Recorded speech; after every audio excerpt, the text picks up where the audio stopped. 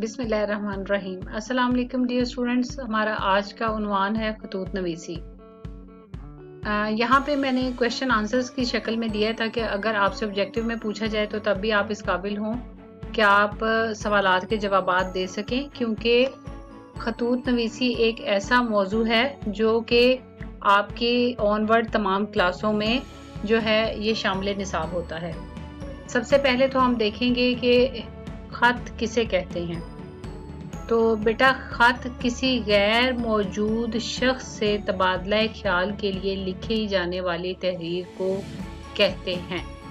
यानी वो शख्स जो मौजूद नहीं, जाहिर है अगर कोई शख्स आपके सामने बैठा है तो उसको आप खत तो नहीं लिखेंगे ना।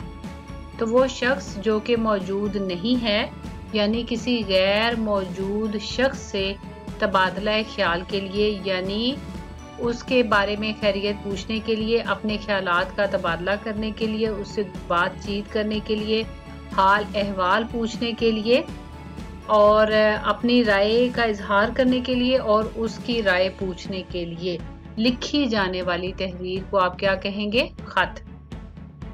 आजकल का दौर तो बेटा मोबाइल का दौर है और फैक्स, ईमेल और इलेक्ट्रॉनिक मीडिया जो है वो इसका दौर है।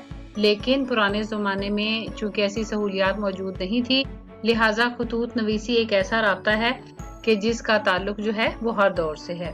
तो खतूत नवीसी की नई शक्ल जो है वो अब ईमेल यानी इलेक्ट्रॉनिक मेल खत की नई शक्ल है। यानी ईमेल यानी इलेक्ट्रॉनिक मेल जो है वो खतूत नवीसी की नई शक्ल है।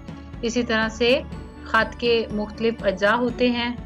सबसे पहले आप मकाम रवानगी यानी जिस जगह से खत लिखा जाता है, जैसा कि आप बच्चे जानते हैं जब आप खत लिखते हैं तो सबसे पहले आप लिखते हैं आज कमरा इम्तिहान या इम्तिहानी कमरा, तो उसे मकाम रवानगी कहते हैं।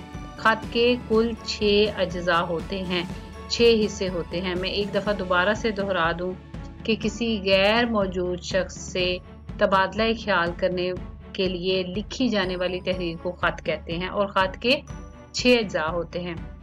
मकाम रवानगी, तारीख, अलकाबो आदाब, नफ्से मजमून, इख्तितामिया और मकतूब निगार का नाम। आइए अब हम इस पर रोशनी डालते हैं। जैसे कि आप सबसे पहले जब बेटा खत लिखते हैं तो जिस जगह से खत लिखा जाता है तो आप उस जगह का नाम लिखते हैं। जैसे रावलपिंडी, इस्लामाबाद, या अगर कुवैत से लिखते हैं, कतर से लिखते हैं, पाकिस्तान से लिखते हैं या किसी भी कंट्री से लिखते हैं। लेकिन एक स्टूडेंट आम तौर पर जो है वो कमरा इम्तिहान या इम्तिहानी कमरा का लफ्ज़ इस्तेमाल करता है। उसके बाद तारीख लिखी जाती है कि आप किस तारीख को खत लिख रहे हैं। अलकाबो आदाब से मुराद है अलकाबात। अलकाब लकब की जमा है, यानी जिसको आप खत लिख रहे हैं उसको मुखातिब करना जो है वो अलकाबात कहलाता है। तो अलकाबात लिखने के बाद आप अस्सलामु अलैकुम लिखते हैं, आदाब लिखते हैं। उसके बाद नफ्से मजमून यानी जिस मौजू पर आपको खत लिखना होता है, खत का मतन नफ्से मजमून कहलाता है, वो लिखते हैं। उसके बाद फिर इख्तितामिया। इख्तितामिया में आप दुआया कलमात यानी अपने खत को वाइंड अप करते हुए आखिर में कुछ दुआया कलमात का तबादला करते हैं खत के आखिर में, और उसके बाद वस्सलाम और आखिर में मकतूब निगार का नाम। कातब कहते हैं खत लिखने वाले को और मकतूब निगार यानी जो कि खत लिख रहा होता है। सबसे पहले आप जब अलकाबात में जो है जिसको आप मुखातिब करके लिखते हैं उसका नाम लिखते हैं और आखिर में जो खत लिख रहा होता है वो अपना नाम लिखता है।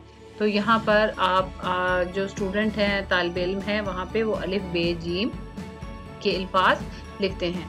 और आज के दौर में जो है राब्ते के बहुत से तरीके हैं, उनमें खत के अलावा telephone, mobile phone, email, fax वगैरह हैं जी। द नेक्स्ट वन इज़ खतूत की 2 इकसाम होती हैं, रस्मी खतूत और गैर रस्मी खतूत। ये बहुत इम्पोर्टेंट क्वेश्चन है बेटा, इसको गौर से सुनना है।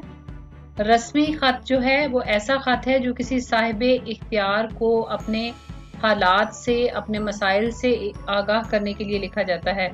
अखबार के मदीर को जो खत लिखा जाता है वो भी रस्मी खतूत के में ही आता है। जबकि गैर रस्मी खत जो है वो खत कहलाता है जो हम अपने वालिदैन, दोस्तों, रिश्तेदारों और दूसरे जानने वालों को लिखते हैं।